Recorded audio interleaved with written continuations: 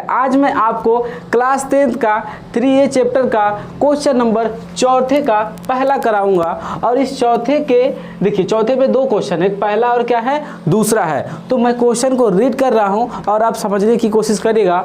और यहाँ पर क्या लिखा है, पहला क्वेश्चन 5 पेंसिल तथा 7 कलमों का मूल्य कितना है, 50 रुपये है। जबकि 7 पेंसिल 5 कलमों का मूल्य 46 रुपये है। एक पेंसिल का मूल्य तथा एक कलम का मूल्य ग्राफीय विधि से हल करिए। तो देखिए ध्यान से, यहाँ पर क्वेश्चन में आपसे कह रहा है एक पेंसिल और क्या एक कलम का मूल्य ज्ञात करना है। कौन सी विधि से, ग्राफीय विधि से ज्ञात करना है। तो बड़ा इंटरेस्टिंग है, थोड़ा अलग है सबसे, और आपको इसे देखना चाहिए और समझना चाहिए। देखिए क्या चीज़ है इसमें, पहले जो हमारे पास शर्त दी गई है, कुछ बातें दी गई हैं, उसके बेस पे हम करते हैं। यहाँ पर 5 पेंसिल और कितना 7 कलमों का मूल्य कह रहा है। तो सबसे पहले 5 पेंसिल 7 कलमों का मूल्य, पीछे वाले वीडियो को दिया आपने देखा होगा तो समझ जाएंगे मैं कहना क्या चाह रहा हूँ। 5 पेंसिल, तो सबसे पहले हम एक पेंसिल का मूल्य मानेंगे। तो लिखेंगे माना एक पेंसिल का मूल्य, एक पेंसिल का मूल्य हम x रुपये मान ले रहे हैं। और क्या, एक कलम, इसमें कलम और पेंसिल की बात की जा रहा है, तो एक कलम का मूल्य हम y रुपये मान ले रहे हैं। अब देखिए यहाँ पर दो शर्त कह रहा है। एक बार जब हम क्या कर रहे हैं, 5 पेंसिल और 7 कलम खरीद रहे हैं तो उसका मूल्य 50 रुपये हो जा रहा है। फिर हम क्या कर रहे हैं, 7 पेंसिल और 5 कलम खरीद रहे हैं, तब उसका मूल्य 46 रुपये हो जा रहा है। यानी 2 बार हम खरीद रहे हैं, तो दोनों बार अलग अलग मूल्य लग रहा है। यानी इसमें 2 शर्तें कही गई है। तो पहले शर्त के अनुसार हम लिखेंगे फर्स्ट शर्तानुसार, यानी अकॉर्डिंग टू क्वेश्चन, शर्तानुसार। फर्स्ट शर्तानुसार जरा देखिएगा, यहाँ पर क्या कह रहा है, 5 पेंसिल तथा 7 कलमों का मूल्य कितना, 5 पेंसिल और क्या 7 कलम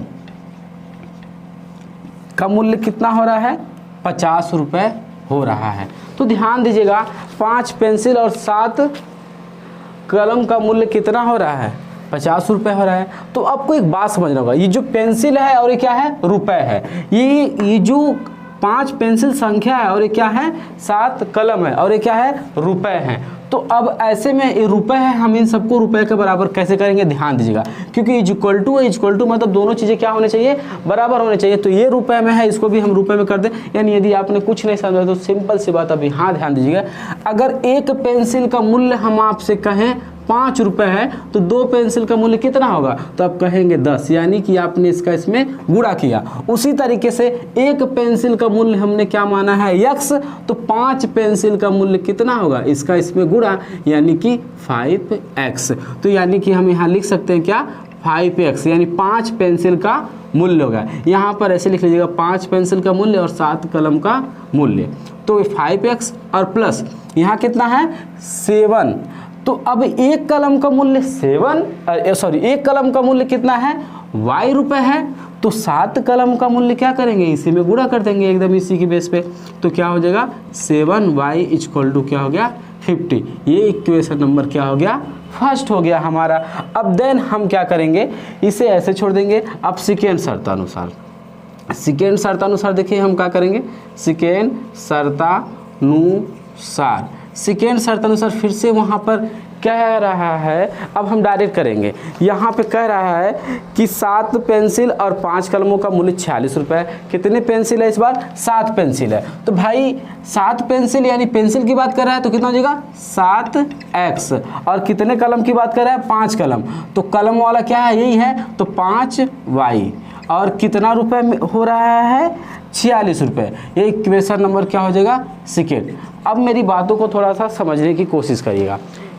आई होप कि आप समझ गए होंगे, बट लेकिन थोड़ा और समझने की कोशिश करना। ये एक्चुअली में अगर हम ये कहें, ये संख्या है, पेंसिल की संख्या, और ये 5x रुपये है, यानी कि 5 पेंसिल खरीदेंगे तो कितना रुपये हो रहा है, 5x।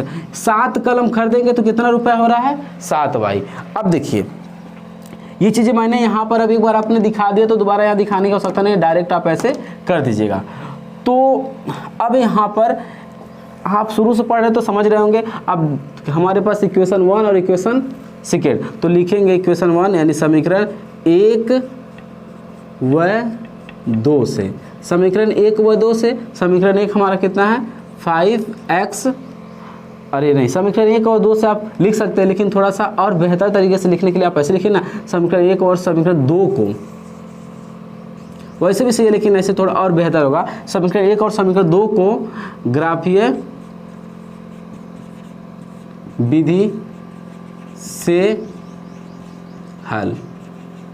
देखिए समीकरण 1 और समीकरण 2 को हम किससे हल करेंगे, ग्राफीय विधि से हल कर रहे हैं, तो फिर यहीं पे लिखेंगे क्या, समीकरण 1, भाई साहब एकदम इजी है, बार बार वही बातें आ रही हैं, आप जाके उठा के तो देखिए मेरे सारे वीडियो को, नहीं समझ में आएगा तो कहिएगा। समीकरण 1, तो हमारा समीकरण 1 क्या है भाई, ये है 5x + 7y = कितना है 50 है, 7y = 50।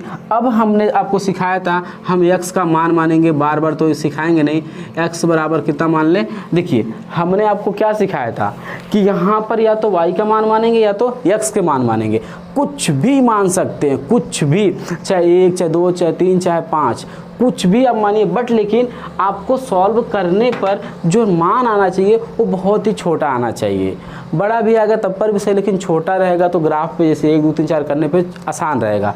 तो ऐसे में हमें क्या करना होगा, ऐसा वैल्यू या तो x का मानिए या तो y का मानिए, ऐसा वैल्यू मानना होगा जिसको हल करने पे कितना आ जाए, बहुत ही छोटा वैल्यू आए, और हाँ दशमलव में ना आए, ये कोशिश करेगा, दशमलव में आएगा हो जाएगा लेकिन कठिन होता है। तो हम देखिए क्या करें, यहाँ x का वैल्यू क्या क्या मान सकते हैं, x का वैल्यू जरा आप थिंकिंग करिएगा, यहाँ पर आपको चेक करना पड़ेगा। अगर हम x का वैल्यू मान ले उधर 70 होने के लिए -4, क्या मान ले -4, और मान ले आपका कितना मान ले 10, -4 और 10, तो ऐसे में लिखेंगे x का मान रखने पर, x का मान रखने पर हम अब क्या करेंगे, x का मान रख देंगे। देखिए x का मान रखेंगे, कैसे रखेंगे ध्यान देना, मैंने आपको बार बार सिखाया, एक बॉक्स बनाएंगे, आपको ये सब शो करेंगे और जो बातें होंगी ये भी बता रहे हैं। देखिए यहाँ पर x लिखेंगे, यहाँ पर क्या लिखेंगे y, x का मान आपने कितना रखा -4, और यहाँ क्या रखा 10। हमने मन में ही कैलकुलेट कर लिया कि -4 और 10 रखने पर जो आपका आंसर आएगा वो बहुत ही ईजी और छोटा होगा। देखिए कैसे, एक हम करके आपको दिखा देते हैं। यहाँ पर इसी में हमें x का मान रखना है, तो 7y = कितना है 50। अगर -4 रखेंगे तो कहाँ रखना है, जहाँ जहाँ x होगा, x का मान है ना, देखिए x का मान आपने -4 और 10 माना है, तो हम यहाँ पे क्या रखेंगे 4, -4 और यहाँ +7y = कितना हो गया 50।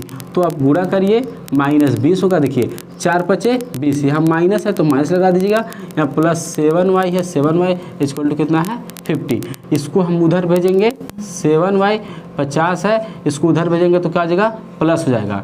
तो देखिए 7y, अब इसको 50 और 20 जोड़ेंगे कितना हो जाएगा 70। आपको काटने आता है, बार बार मैंने सिखाया, 7 × 1 = 7 यानी 7 करने 7, तो y बराबर कितना आ गया 10। तो इस तरीके से y का मान कितना आ गया 10। तो आपको मैंने सिखाया यह है कि हमने क्या रखा, एक बार -4 रखा, उसी तरीके से यहाँ पर -4 की जगह पर आप कितना रख लीजिएगा 10 रख के सॉल्व करेंगे तो आप बेहतरीन तरीके से समझेंगे।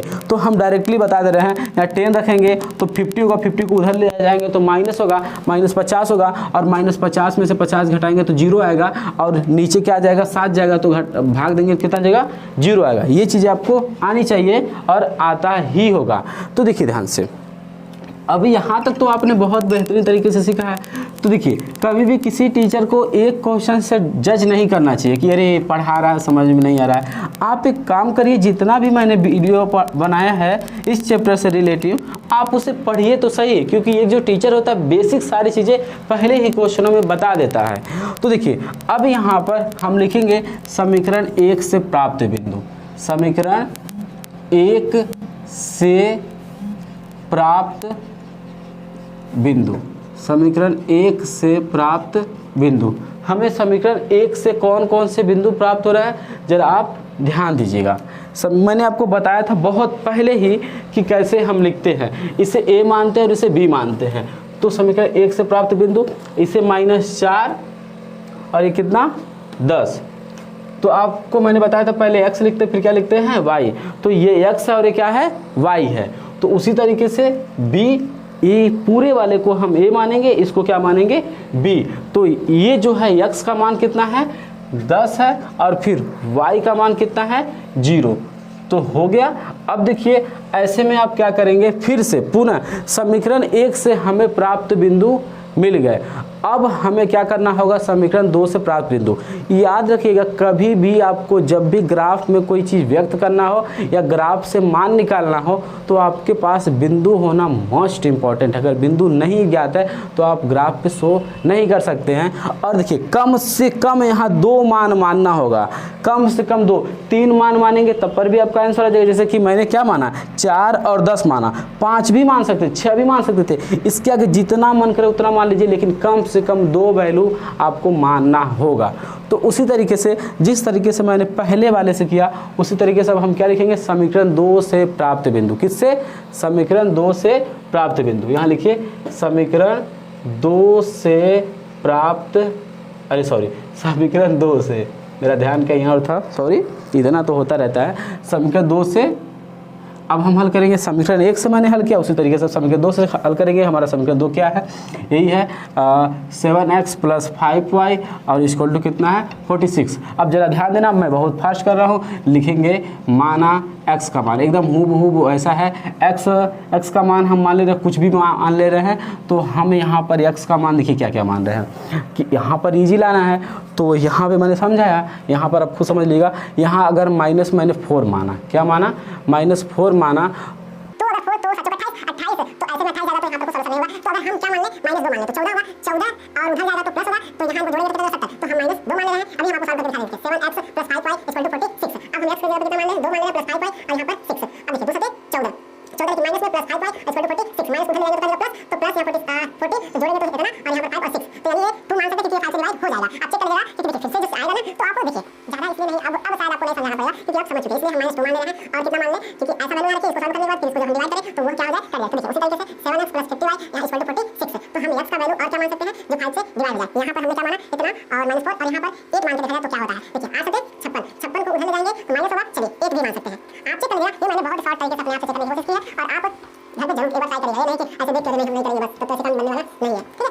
तो अब हम लिखेंगे x का मान रखने पर, x का मान रखने पर, x का मान रखने पर। तो x का मान जब हमने रख लिया तो हम एक बॉक्स बनाएंगे। बार बार मैं समझाता हूँ कि यहाँ पर x लिखेंगे, यहाँ y लिखेंगे। x का मान कितना, -2 और x का मान एक बार -2 और क्या माना 8 माना। तो जब यहाँ 2 रखेंगे तो 14 होगा, -14 होगा, माइनस को उधर ले जाएंगे तो प्लस होगा, तो उसको जोड़ेंगे तो 60 यानी 60 होगा, 60 होगा। और ये 5 यहाँ नीचे आएगा तो 5 से डिवाइड करेंगे 12 टाइम्स में ख़त्म हो जाएगा। उसी तरीके से हम 8 रखेंगे, 8 से 56 करेंगे, 8 रखेंगे तो प्लस है, प्लस को उधर ले जाएंगे तो माइनस करेंगे, तो घटाएंगे 56 में से 46 घटाएंगे तो 10 आएगा, लेकिन -10 5 से डिवाइड करेंगे तो 2 आएगा, -2 आएगा। आप करके देख सकते हैं। अगर नहीं है समझ में आ रहा है तो देखिए यहाँ पर मैंने x का मान कितना रख लिया, 8 रखा, और यहाँ 5y है = 46 है। 8 7 56 + 5y = 46। इसको उधर ले जाएंगे तो माइनस होगा, 5y 46, इसको उधर लाया क्या हो गया, -56 हो गया 5y, और इसको जब हम घटाएंगे तो -10 आएगा। क्योंकि आपको पता है घटे जब तो जाएगा, लेकिन जो माइनस को छोड़ के अगर 56 और क्या 46 है, इन दोनों में बड़ा कौन है, ये है। तो बड़े वाले के सामने वाला जो साइन होता है उसी साइन को हम यहाँ पे लगाते हैं। तो 5 दूना 10, तो देखिए -2 आया कि नहीं, आ गया ना। आई होप कि आपको समझ में आ गया होगा कि मैं क्या बताना चाह रहा था। तो ये सारी चीज़ें आप ज़रूर ट्राई करिएगा, जितना ज़्यादा आप ट्राई करेंगे उतना ही ज़्यादा आपको बेहतरीन तरीके से आएगा। तो अब हम लिखेंगे क्या, समीकरण 2 से प्राप्त बिंदु। समीकरण 2 से प्राप्त बिंदु, समीकरण 2 से प्राप्त बिंदु। हमारा समीकरण 2 से प्राप्त बिंदु क्या है, देखिए इसे हम a b हो गया। अब इसे c मानेंगे, c का मान -2 और यहाँ कितना 12, और यहाँ d, इसे d मानेंगे 8 और कितना -2। अब हो गया। अब देखिए यहाँ पर समीकरण 1 व 2 से प्राप्त बिंदुओं को ग्राफ पर आलेखित करने पर, मैंने क्या लिखा है, ऐसे लिखेगा समीकरण 1 और समीकरण 2 से प्राप्त बिंदुओं को किस पे, ग्राफ पर आलेखित करने पर। तो देखिए अब हम ग्राफ बनाएंगे, यही मेन है। और देखिए यहाँ पर जो हम बनाएंगे एक्चुअल में वो सही आंसर नहीं आएगा, क्योंकि इस पर हम कितना ही कोशिश कर लेंगे इसके बीच में डिस्टेंस सही नहीं होगा। तो आप ग्राफ पे बनाइएगा बहुत अच्छे तरीके से आएगा। देखिए मैक्सिमम हमारा मान कहाँ तक गया है, 12 तक गया है, तो हम मान लें 1 2 3 4 5 6 7 8 9 10 11 12, कितना 1 2 3 4 5 6 7 8 9 10 11। चलिए देखते भी कहाँ तक जाता है इस पर। 1 2 3 4 5 6 7 8 9 10 11 12, 1 2 3 4 5 6 7 8 9 10 11 12। तो चलिए मैक्सिमम देखिए नंबर कितना है 12 ना, तो 12 तक आपको करना पड़ेगा, कम से कम 12 से ज़्यादा हो सकता है लेकिन 12 से कम नहीं करना है। अब हम ग्राफ पे शो करेंगे। ग्राफ पे शो करने के लिए समीकरण 1 से प्राप्त बिंदु ए और बी हैं, तो पहले समीकरण 1 से प्राप्त बिंदुओं को आप ग्राफ पे दर्शाएंगे। तो यहाँ पहले लिखिए 1 2 3 4 5 6 7 8 9 10 11 12। उसी तरीके से -1 -2 -3 -4 -5 -6 -7 -8 -9 -10 -11। तो इस तरीके से -1 -2 -3 -4 -5 -6 -7 -8 -9 -10 -11 -12। इसी तरीके से 1 2 3 4 5 6 7 8 9 10 11 12। अब देखिए आपको एक बात समझना होगा कि इधर वाला जो होता है ये वाली लाइन प्लस होती है, ये वाली लाइन प्लस होती है, और ये वाली क्या होती है माइनस, और ये भी क्या होती है माइनस। इसे एक्स अक्ष कहते हैं इस पूरे का, और इसे क्या कहते हैं वाई अक्ष। इसलिए बार बार कह रहे हैं आप पहला वीडियो जरूर देखिए, उस पर सारे बेसिक को बता रखे हैं। तो अब हम समीकरण 1 से प्राप्त बिंदुओं को इस पर प्रदर्शित करेंगे। तो एक क्या है हमारा, तो हमारा एक यहाँ पर देखिए कितना है 4 और 10, -4 है, और ये यक्स और क्या है वाई। तो यक्स वाला देखिए ये सब प्लस है और -4 कहाँ है यहाँ पे है, और क्या है 10 है। तो 10 वाई प्लस में है कि माइनस में है, प्लस में कहाँ यहाँ पर। तो इन दोनों को हम मिला देंगे तो 10। ये क्या है ए बिंदु, आप ऐसे ऐसे कर दीजिएगा, ठीक है। तो देखिए जहाँ पर ये मिल रहा है एक बार इधर और इधर, वहीं पे ए हो गया। अब बी क्या है, ये यक्स और क्या है वाई। यक्स 10 है और वाई क्या है 0 है, तो लेकिन दोनों क्या है प्लस में है। तो प्लस में है तो प्लस वाला कहाँ है, यक्स 10 कहाँ प्लस है यहाँ पर, और वाई 0 यही है। 0 यही होता, सबके लिए 0 क्या होता है यही। तो देखिए जब 0 आ जाए तो 0 वाले बिंदु को नहीं लेते हैं, 10 है ना, तो 10 को लेंगे, ये बी। तो देखिए 0 बिंदु को हम नहीं लेंगे, जो अंक है उस पर, तो हम इसको और इस बिंदु को मिलाएंगे। ये बिंदु ये मिल गया। देखिए हमने कहा ना हम सही से बना नहीं पाएंगे इस पर। देखिए लाइन क्या हो गई, टेढ़ी हो गई। तो आप अच्छे तरीके से ग्राफ पे या अपने कॉपी पे स्केल से बना लीजिएगा। तो अब देखिए उसी तरीके से ये रहा समीकरण 1 से प्राप्त बिंदु को हमने शो कर दिया। अब समीकरण 2 से प्राप्त बिंदु क्या है, ये क्या है सी है और क्या है डी है। तो अब हमारे पास -2 और -2 और क्या है 12, ये यक्स है और ये क्या है वाई है। तो यक्स का मान -2 कहाँ है, ये है। देखो ये यक्स वाली लाइन है, तो यक्स वाली लाइन पे -2 यहाँ है, और कितना है 12 वाई है। वाई है ना, वाई का मान क्या है इधर, नहीं बाबू, क्योंकि प्लस है तो यहाँ पे 12 आएगा। तो हम इस वाली लाइन को ऐसे कर दे रहे हैं, ऐसे कर दे रहे हैं। यहाँ मिला, ये सी है एक बिंदु, आप ऐसे डैश जरूर कर लीजिएगा। उसके बाद क्या है हमारे पास, ये हो गया। फिर हम उसके बाद डी हमारा क्या है 8 है और 2 है। तो 8 हमारा कहाँ है, यहाँ +8 है, और -2 कहाँ है यहाँ पे। तो हम इसको ऐसे कर दें और इसको ऐसे कर दें, यहाँ मिला दे, ये डी रहा। तो बिंदु कहाँ आई है, यहाँ और यहाँ पर आई है। तो अब देखिए ध्यान से, हमें आंसर निकालना है क्या चीज़, एक कलम का मूल्य और एक क्या पेंसिल का मूल्य। तो देखिए अब स्पेस तो है नहीं, तो वैसे ही हम आपको यहाँ पर बता देते हैं कैसे करते हैं। आई होप कि आपको ग्राफ समझ में आया होगा। तो माना के जगह पे हम लिख देंगे अतः, क्या लिख देंगे अतः एक पेंसिल का मूल्य, वहाँ पे लिखेंगे अतः एक पेंसिल का मूल्य, और क्या चीज़ अतः एक कलम का मूल्य कितना। अब देखिए एक पेंसिल के मूल्य का आपने कितना माना है x। तो जहाँ पर ये लाइन इंटरसेक्ट हुआ यानी जहाँ कटा है इसी के नीचे वाला मान किसका होगा, ये क्या है, ये पूरी लाइन क्या है x की है, तो इसके नीचे वाला जो एकदम सीधे लाएगा जो होगा वही क्या होगा x का मान होगा। तो देखिए इसके नीचे क्या जो है, इसके एकदम नीचे x वाला क्या है 4 और 5 के बीच में आया है ना। तो देखिए मैंने क्या कहा, ग्राफ पे जो हम यहाँ ना आंसर निकालेंगे इंटरसेक्ट से वो सही नहीं आएगा, क्योंकि ये जो बीच का डिस्टेंस क्या होना चाहिए इक्वल। आपको देख के ही लग रहा है कि इक्वल नहीं होगा और इस पर इक्वल करना थोड़ा संभवतः मुश्किल है। स्केल तो इस पर लेके कर नहीं सकते हैं।